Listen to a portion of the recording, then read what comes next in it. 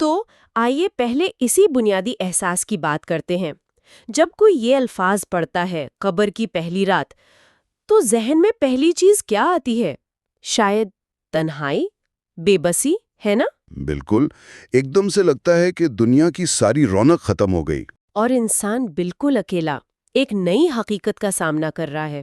جی، یہ ایک بہت ہی فطری رد عمل ہے، لیکن دیکھیں، جو مذہبی متن ہمارے پاس ہے وہ اس تنہائی کو ایک نیا مطلب دیتا ہے۔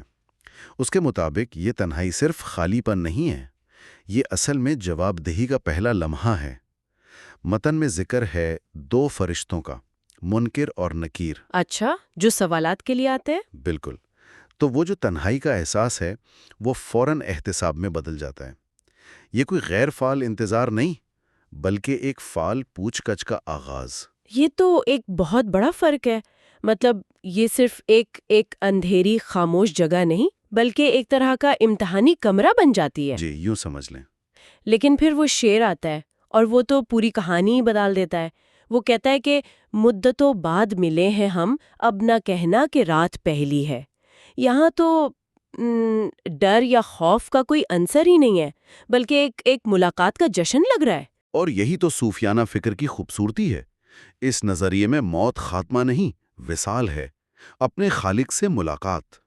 تو اس روایت میں قبر کی پہلی رات دنیا کے پردے ہٹنے اور اصل محبوب سے ملنے کا لمحہ ہے۔ شاعر کے لیے یہ ڈرنے کا نہیں، بلکہ ایک ایسے سفر کے اختتام کا موقع ہے جس کا وہ پوری زندگی انتظار کر رہا۔ جواب؟ اور احتساب کا منظر۔ اور دوسری طرف ایک عاشق کی اپنے محبوب سے ملاقات کی رات۔ یہ دونوں تصورات ایک ہی واقعے سے کیسے جڑ سکتے ہیں؟